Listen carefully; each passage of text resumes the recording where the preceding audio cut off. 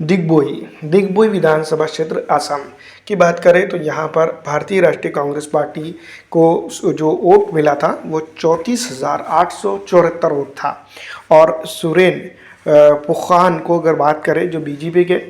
नेता प्रत्याशी थे जिनको 49,167 वोट मिला था उस वक्त, तो काफ़ी नज़दीकी मार्जिन जिसको हम कह सकते हैं, क्योंकि इंडिपेंडेंट उम्मीदवार जो है तो यहाँ पर काफ़ी हद तक के चुनावी मैदान में थे जो वोट काट गए। तो कांग्रेस को यहाँ पर जो है तो AIUDF को अगर वो साथ लेती है, तो जिस तरह से हमारे इमरान सिद्दीकी साहब जो है तो चुनाव में खड़े थे, तो ऐसे लोग जो है तो नहीं खड़े होंगे ताकि जो है तो एक क़यादत यहाँ पर मौजूद में आए। और डिगबोई के अंदर अगर बात करें तो कांग्रेस को जितना वोट मिला है गौतम धनवार को, तो यहाँ पर मुस्लिम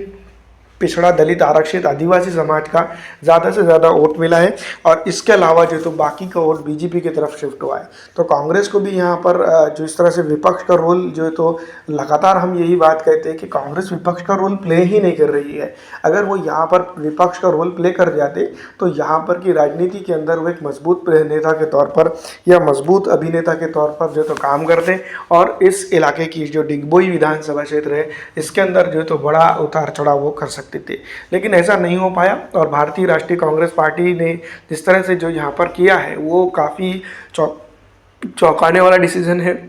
इस इलाके की राजनीति को जो है तो और कई एक चीज़ों की मजबूत ज़रूरत है, लेकिन वो नहीं कर पाए हैं। तो डिगबोई विधानसभा क्षेत्र के अंदर अगर हम बात करते हैं तो भारतीय राष्ट्रीय कांग्रेस पार्टी को मजबूत करना, और भारतीय राष्ट्रीय कांग्रेस पार्टी को मजबूत करने के बगैर जो है तो काम नहीं जमेगा, क्योंकि यहाँ पर भारतीय जनता पार्टी को अगर कांग्रेस चाहती है रोकना तो ये इस तरह से चीज़ें ज़रूर करना होगी। नहीं तो यहाँ पर हम फिर एक बार कहते हैं कि डिगबोई के अंदर डिगबोई विधानसभा क्षेत्र के अंदर भारतीय राष्ट्रीय कांग्रेस पार्टी का जीत कर आना इस बार फिर जो तो नामुमकिन नज़र आता है, क्योंकि